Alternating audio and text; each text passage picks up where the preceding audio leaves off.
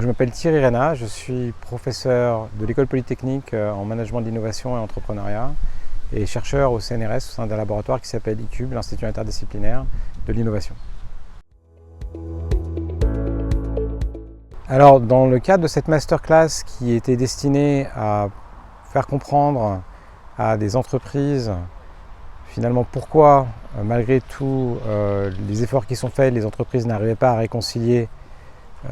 développement durable et pérennité et performance d'entreprise. En fait, finalement, cette journée s'est déroulée en plusieurs temps. Dans une première partie, j'ai expliqué pourquoi les entreprises n'arrivaient pas à aligner ces questions de performance et de développement durable,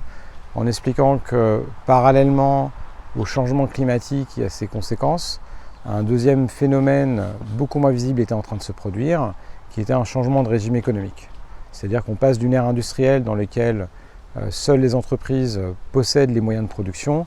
à une ère post-industrielle, dite numérique, dans laquelle les technologies numériques, dans leur version low-tech, permettent à tout un chacun de faire ce qu'auparavant seules les entreprises pouvaient faire. Les gens peuvent concevoir, créer, innover, fabriquer, distribuer et communiquer. Et l'IA générative et ChatGPT est un clair exemple de ça, puisque ChatGPT permet à des individus quelconques en fait, de faire ce qu'auparavant seuls les professionnels pouvaient faire. Et donc ça, en fait, l'idée c'était de leur expliquer que ça remet fondamentalement en cause le rôle de l'entreprise, puisque ça conduit à deux phénomènes. Un premier phénomène qui est un phénomène de prosumérisation, c'est-à-dire que les utilisateurs, à la fois dans le domaine des consommateurs et dans le domaine entreprise, se retrouvent à participer à la production, soit au niveau de la conception, soit au niveau de la fabrication, soit au niveau de la distribution. Donc de fait, ces individus prennent le travail des entreprises. C'est ce qu'on a vu à l'époque avec le piratage, puis ensuite avec les encyclopédies collaboratives, et puis ensuite dans le monde des services avec les consommateurs qui louent leur appartement sur Airbnb et d'autres choses comme ça. Et puis récemment dans le domaine des produits, je vous rappelle l'étude qui est sortie relativement récemment et qui indique que le premier revendeur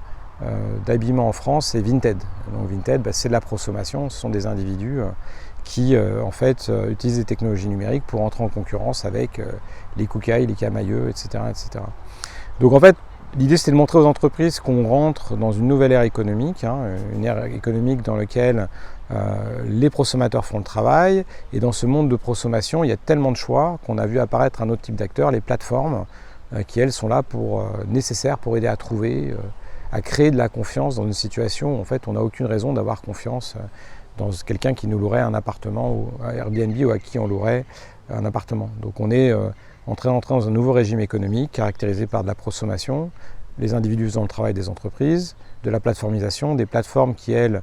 finalement prennent le rôle d'organisation de la production qui était auparavant aux entreprises. Et dans ce monde, en fait, la vraie source de pouvoir, c'est tout ce qui est la confiance, les liens sociaux, les réseaux sociaux, les normes partagées, les valeurs partagées, ce qu'on appelle le capital social. Dans ce monde d'abondance de choix, tout devient extrêmement complexe et donc les gens, vous savez qu'on dit dans l'ère post-vérité, donc il n'y a plus de vérité, vont en fait trouver des organisations ou des personnes dans lesquelles ils ont confiance. Et c'est ça qui fait que ces plateformes ont du pouvoir, que les marques ont du pouvoir à cause de ce capital social. Et donc une fois qu'on a montré ça, on explique qu'on ne peut plus penser la stratégie de la même manière et qu'il faut repenser à la fois sur quoi les entreprises se focalisent et comment elles prennent leurs décisions. Donc première chose, le paradoxe dans ce nouveau monde, cette nouvelle ère numérique, c'est ce qui fait l'avantage concurrentiel, c'est pas la technologie, parce que tout le monde l'a. Et de fait, il n'y a pas eu de rupture high-tech depuis 30 ans. Ce qui crée la rupture, c'est vraiment des technologies sur étagère. Et donc les entreprises qui se focalisent sur la technologie, typiquement toutes celles qui misent sur l'IA à l'heure actuelle, finalement ne vont gagner aucun avantage concurrentiel. L'avantage concurrentiel, et d'ailleurs ce qui a fait le succès des GAFAM, c'est pas la tech, puisqu'elles ont utilisé des technologies assez standards, mais leur business model. Et donc j'explique aux entreprises que la vraie source de compétitivité en cette ère numérique, ce n'était pas l'innovation technologique, mais l'innovation en business model. Cependant, ce qu'on a vu, c'est que cette innovation business model, elle est quand même assez compliquée à concevoir.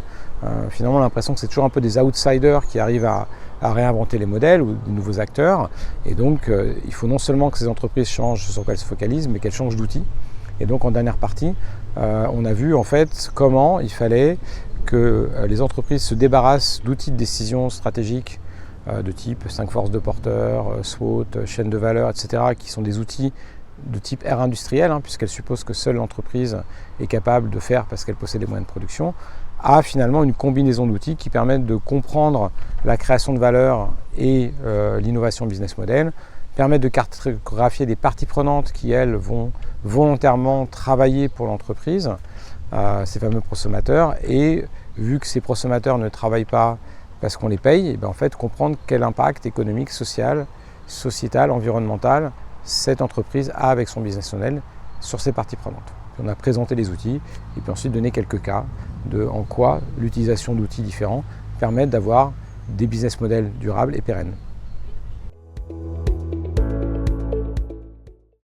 Alors je pense que ce qui est véritablement important, c'est de réfléchir non pas à ce qu'on fait, mais comment est-ce qu'on le fait en fait. Les entreprises ont toujours tendance à penser que c'est une proposition de valeur, un produit ou un service particulier qui va les différencier, mais on passe d'un monde industriel où il y a une surspécialisation au niveau de la proposition de valeur, c'est-à-dire qu'on fait un truc et on va le faire à mort,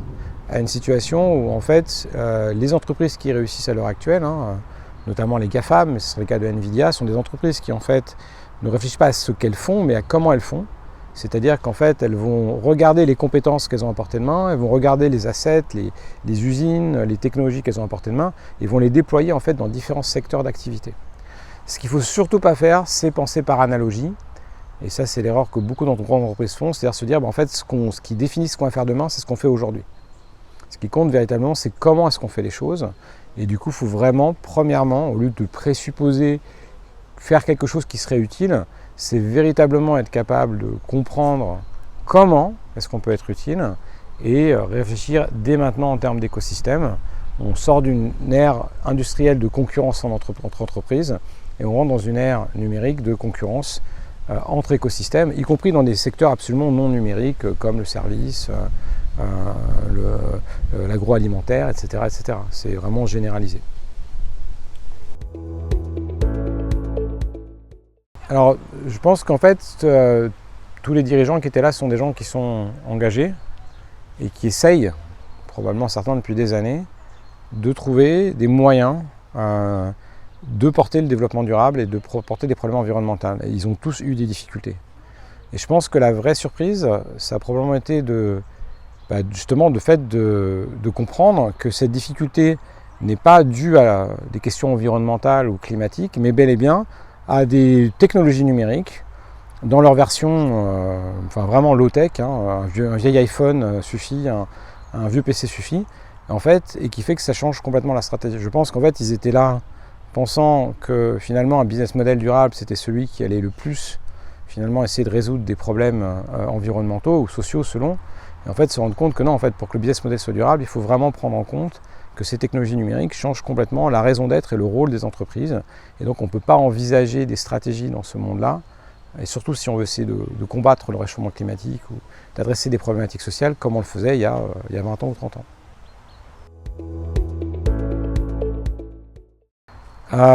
Moi ce que je retiens, c'est les discussions très riches qui ont eu lieu, alors, notamment les questions pendant la présentation, les interactions, mais surtout toutes les discussions que j'ai pu avoir autour en fait pendant les pauses, pendant le déjeuner, avec des acteurs du coup qui travaillent dans des secteurs assez différents et j'ai pu voir que ça leur parlait et que a priori ça leur permettait de penser vraiment différemment et du coup ce qu'ils ont partagé sur ce qu'ils vivent en entreprise, la façon dont finalement ils intègrent les choses dont on avait parlé, ça a été très riche d'enseignements pour moi.